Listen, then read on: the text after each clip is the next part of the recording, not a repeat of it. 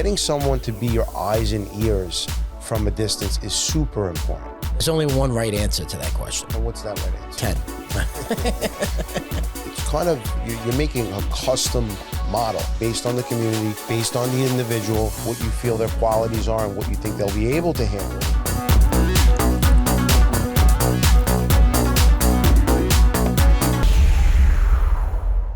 Welcome back to the Mobile Home Park Exchange podcast. I'm your host, Frank Rizzo. Joining me is my partner, Eric Busatil. How are you today, Eric? How's it going today, Frank? I'm doing good. It's going very well, Eric. It's a beautiful day. I'm blessed to be alive, happy to be here. And we're happy to be on the podcast for the Mobile Home Park Exchange. And for those of you that listen to the podcast, I'm going to ask you, check out the mobilehomeexchange.com website. This website was really put together for the investor and in mind with the investor and the community owner. We've been in the space now about 8 years, and seriously for 8 years, and first involved in about 12 years. And the challenge at that point, because it is a very fragmented industry, was finding one source to be able to get information such as news, recent deals that have closed, right? Because that's important. I want to know what's closed, where it's closed, industry news on things that are happening, whether it's development, whether it's, issues legislatively, finding opportunities for financing and finding listings, available properties across the country. This site has that, along with tips and tricks that you might need to be a better community operator. And of course, you'll find this podcast there as well. So it was designed to be informative, educational. So check out the website at the www.mobilehomeexchange.com and MHPexchange.com. Yes, MHPexchange.com. Thank you, Eric. And send us your questions, because from there is where we get a lot of the topics for this program. And one of the topics we've been asked recently, and I think it's a huge topic, especially in this business, is how do you operate a mobile home park remotely? This is the first topic that anybody ever asks a question about when we tell them where we're buying our properties. When, we're from New York and these properties are, way down south. The first thing I'd like to say is, and I guess I could share a story with you about our first property. When we bought our first property, it was 17 hours away. At first, we hired a property manager. We've owned other assets and types of real estate, and property management companies is usually who you'll go to, especially if you're far away from the property. That didn't work for us. But now looking back and looking how we do it now when we find the property, you're always going to have people in the property that live there, right? Where, especially if you have some people living in a property that's been there for many, many years, they have a knowledge of the property. There's always going to be some people in the property that are very proud of their community and they're excited about a new owner and they want to share with you a lot of the history of the property, and they may know a lot about the infrastructure of the property. It's always good to find one person, let's say a mayor of a community, someone who knows everyone, someone who knows about issues that have happened in the property. Getting someone to be your eyes and ears from a distance is super important. And I think no matter, because there's probably 3 different ways you can go about this. I think if we broke it down, I think no matter what you do, you need to have those relationships built at some point, because you're going to have to rely on that, especially in the beginning, right? In the beginning. But hiring a property manager, and a lot of people say that, number one, right? Well, do you just hire a property manager? And there's pluses and minuses to that. I guess the biggest plus is that if you have a third party manager for that property, it takes off a lot of that operational, experience from you, that operational, I don't want to say headache, but that operational necessity for you to do day to day. But Eric, I mean, what, and this because of our experience there, but what would you say like the biggest challenges in just hiring the property manager? Well, what is the property manager going to be doing is the question, right? Is it a stabilized property where, people have been there for a while, they own their own homes? Is it a community where, half of the tenant base is tenant-owned homes or resident-owned homes, and you're purchasing the actual homes. So there's different tasks that property managers have to take on. If you're going to be doing a big capital improvement project, right? The park manager is going to have to help you with that, right? There's utilities on a property where, utilities tend to bring issues, right? Even if they're, city utilities, you have water meters, you have all sorts of things that property managers can be doing. You have to know what your property consists of. Yeah, absolutely. But I think you also have to know your property manager's experience in the mobile home park space. So if your property manager is not familiarized, they could be a great property manager for garden style apartments. They could be a great single family, rental manager. There is a different skill set, I think we found, that is necessary to effectively manage a mobile home park, right? Absolutely. And listen, we've done a really good job at training a person who didn't have any experience in a mobile home park management and teaching them all the differences. I mean, we've done that across the board. We've had some people that did have experience, and that we've hired many prior property owners that we purchased a park from to help us manage a mobile home park. But what would you say? So if you were going to step into the space, and you said, look, I'm committed to a third party manager. This is the way I want to go about it. I want to get a third party manager. I want to step back from the operation. I want to be the owner, right? I want to be in that space, but I want somebody else to operate it. What do you think are some of the questions that you should ask in interviewing that manager to make sure that that's the right person for the job? The first question we always ask, or the most important question that we always ask, is, how honest the person is, and we will ask. There's only the person, one right answer to that question. On a scale of 1 to 10, how honest you are. And most people say 10.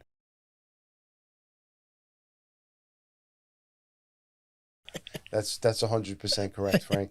Some of the questions you need to ask them are, what is their experience in managing any type of real estate? Do they have any knowledge of a mobile home park? I'd also want to know what their process was in the lease up, especially if you have a community where you do have some lease up that's happened to be there. Like, what is your process? Because when you have a garden style apartment complex, a lot of times you have a leasing office there, or they have an office on site and they have somebody that might take them to the apartment, show them the apartment and come back. But you don't necessarily have that in a mobile home park, right? They might be remote, and how are they going to do that? And we're in a world now where, computers and phones and a lot of stuff is done digitally. But in a lot of these manufactured housing communities, especially if you have older people who are not so computer savvy, a lot of this stuff is being done manually, right? So that's a great question to ask them because they're going to have to actually go there, sit down with them, have them sign paperwork, have them go through the paperwork in person. You're not going to be able to get everyone to, sign over DocuSign or on the computer. And in some cases, or a lot of cases, we've heard from other people that their lease up is that they'll send the residents directly to the home and then have them drop off without really giving that personal, like, walking through the process touch. And so you just want to make sure that, if you're hiring a property man, if that's the route you're going to go, that you're going to ensure that that person is, going to have that follow up and follow through. And I'm going to make a comment here that I find this is a big attribute to our success is even when we hire a property manager and we take a step back. Well, that's a property manager in our parks. In one of our parks. Yeah. Even when we do that, when we first buy a community, we spend some time there and we get to know some of the residents. And even if we put somebody in place and we kind of take a step back, they know we're there. And I think that's very important. They want to be involved in the community, whatever the culture changes that you're trying to instill. It comes from the owner, right? And it's not just the property manager. And them knowing that is I think very important. So I think that's hugely important. I think that's hugely important. The second way, and I think, Eric kind of touched on this before, is kind of and you see it a lot that happens in these communities. We see it when some communities that we've acquired from, individual owners who aren't there, self-managing it. It's kind of like a hybrid model, which you kind of alluded to before, where the owner, or let's say I am going to take a more active role in managing the property.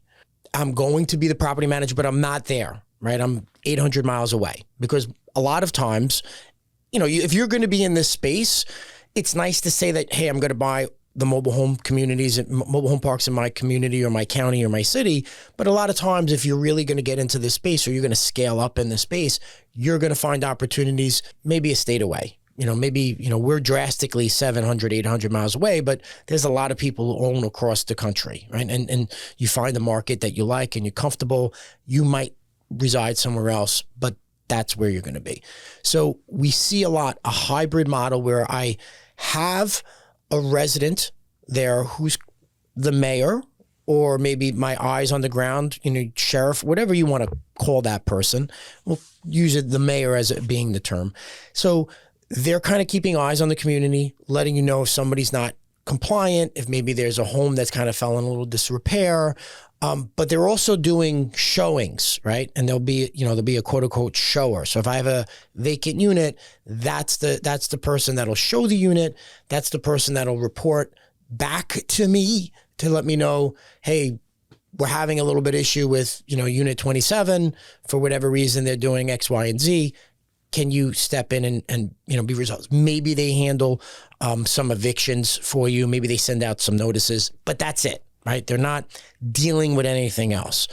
And you've done that, right? And what's the challenge in finding somebody to do that for you? So, we have standards across all of our communities, right? We have park rules that are the same from one property to the next. You're making a custom when you're model, working right? that based hybrid on the community, model, based on the individual, what you feel their qualities are and what you think they'll be able to handle.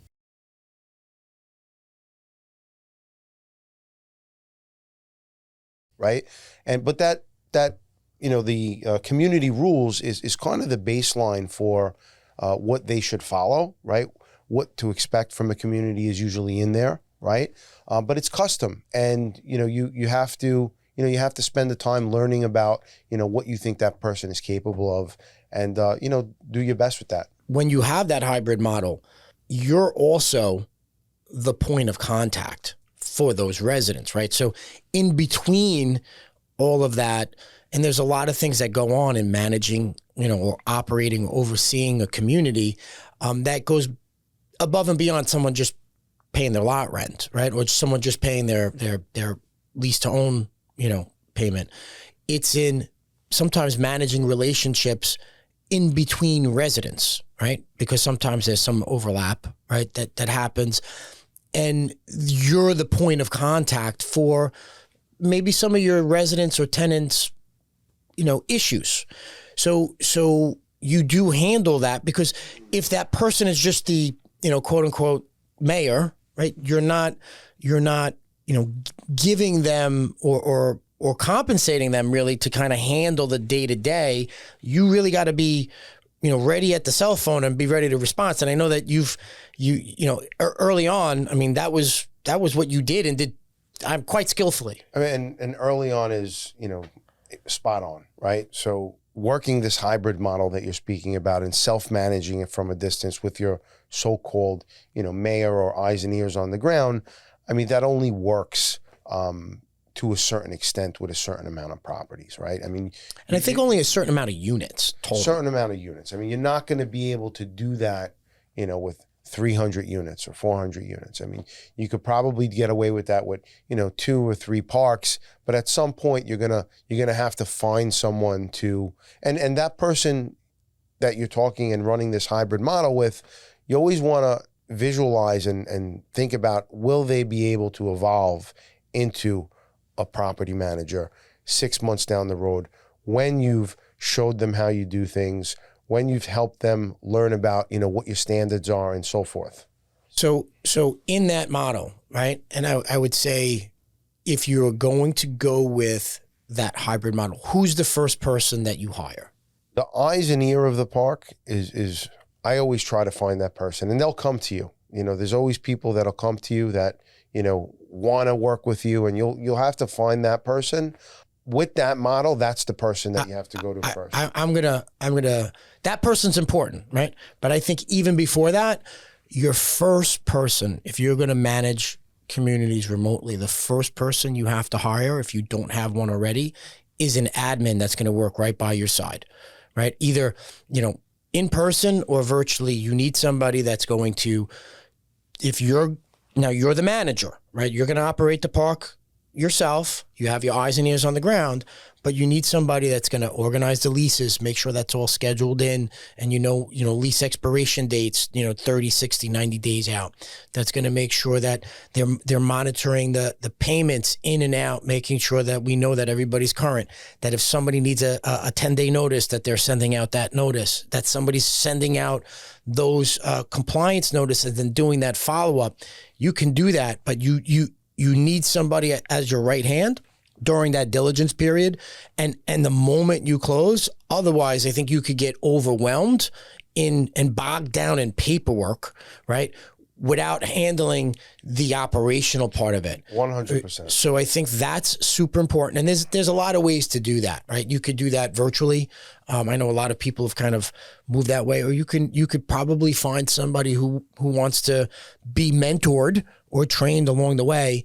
And that's something that's super important. So I think if you're going to go that model, there's two people. You need the eyes and ears on the ground, but then you need the admin role by your side, which is super important. And one thing you always have to keep in mind, there's no perfect science to it, and you still have to show face. I mean, we do a great job at finding these people and, putting people in place to help us and work the communities. But, at all of our communities, I mean, we spend some time, whatever it is. And as the property becomes stabilized, hopefully you could visit that community less.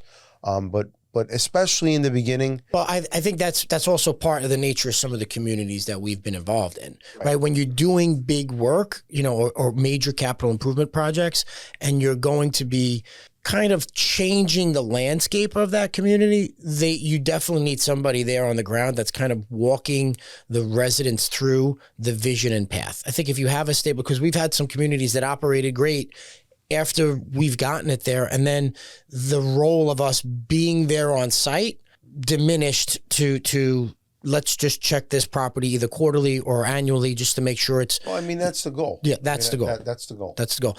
And then, the final way. So, I mean, look, the number one way, or one of the ways, I don't want to say it's the number one, is hiring a property manager, third party, outside of the scope. You're going to pay for it and because this space is so different, you might not have somebody with that specialty, or you might find somebody who has that specialty, but instead of being at, usually it's 4 to 5 to 6% is your typical property management fee. Not that I'm impinging on any property management, companies' fees that they may charge, but in this space, you're probably going to pay 9 or 10%, right? You're going to find the property Correct. manager that's going to, of the gross rents, whether you're profitable or not, that's going to be an expense for you. That's one. Two is that hybrid model, which we just discussed, where you're kind of operating that park from a distance. You're the quote unquote park manager, but you have a right hand or an eyes and ears and a mayor on the ground, and somebody, in your staff. That's going to be your admin. And then the third way, which we've kind of touched on, is developing or finding a park manager on the ground that might live on site or off site, but is there every day. And what's some of the benefits of that? And we've had mostly good experiences with that. If you're going to hire someone to live in the community, my recommendation is first, work with them first for a few months, right? You don't want to just move somebody into the community that you're just getting to know. If they live close by and, they're interested in living in the community or possibly being compensated somewhat by living in the community, that's great.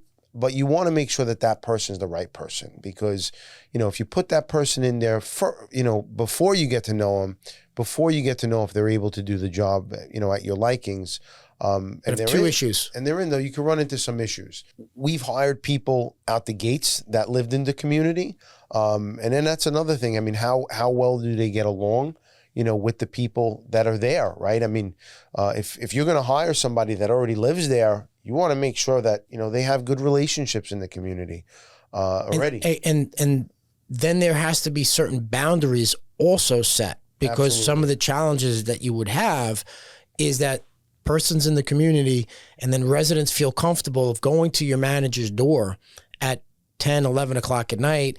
And that's not a situation you want your manager all the time to be there, unless, because sometimes they're just not comfortable with that. So you have to make sure that there's a relationship and a respect, and your residents know that, hey, these are the community hours. This is the time that your resident can contact your manager. And after hours, you call, you leave a message and it'll be handled the next day. I mean, unless it's an emergency, right? We have a major issue that needs to be handled. But if it's not, contact me during the day. Very important. You have to find the right person to do Correct. Now the key on that is that ideally when you have a property manager or a park manager that lives on site or off site, they should be able to take those tenant issues and then flow to you only the things that you really need to get involved in. They should come to you for direction, but you shouldn't be the point of contact, because one of the challenges that will happen is that a resident, if they have direct connection to you as the owner, and you hear one story and your park manager is telling them something else based on your policy and procedures, the different message can get out to that resident. The resident contacts you, hey, I'm whatever the issue is, and you say one thing and your park manager says something different. Well, you don't want to undercut your park manager. So you have to be disciplined of saying, hey, even if you started with the hybrid model, right? And I was that point of contact. You have to be disciplined in setting the stage and the expectations that, so-and-so is now the park manager. That issue goes to them, and they'll let me know what's going on. And please refer to them. I want to handle your issue, but I trust my park manager. They're going to handle it for you. And they'll put all the care into it to make sure that your situation's resolved. But you have to be able to deflect that way. That is so key in not undercutting your park manager's ability to operate, right? You have to support your staff that way. So one other thing, and we didn't really touch on this, and I think this was an important topic to do, but something that we see happen all the time. Usually your hybrid model, right, where your person on the ground is maybe showing, or maybe keeping eyes and ears on the ground. Sometimes you're getting a reduced fee for living in the community. Sometimes they're getting compensated, right? And they're getting compensated as a 1099 employee primarily. There's some risk with doing that. Well, you can do that if they're just keeping eyes and ears on the ground and they're just showing, because it's not set. But once you move that into the park manager model, and they're the park manager and identifying it that way, I would absolutely make them a W-2 employee, because you don't want your park manager, and now they're defined as the park manager. They're clearly operating as your park manager. They're not 1099. Right. So if they slip and fall, if they get hurt, if they cut their finger on a railing, anything, having them as a W-2 covers you and really covers the community. So it's a little bit extra cost, but it mitigates a whole lot of risk. Another great point, Frank. Okay. Well, I guess I'm full of great points today anyway, right? A lot of energy for a Friday morning, Frank. I am a morning person. Right. What time do you get up today, Frank? 3? 4:30. 4:30. That's late for you. Yes, that is late for me. But and anything that you'd like to add to close this out? I mean, I think we touched on a lot of great topics.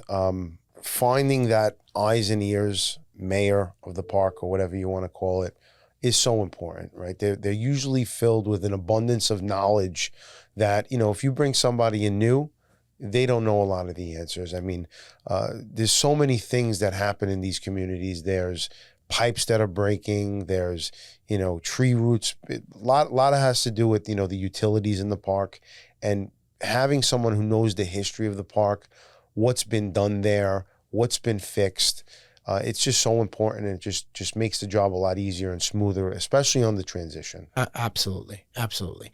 So if you like this content, follow us and subscribe. Check us out at the Mobile Home Park Exchange, the mhpexchange.com. That's Eric Busato. I'm your host, Frank Rizzo. Appreciate you listening, watching us on our YouTube channel, and look forward to our next episode. Thank you. Have a good day, guys.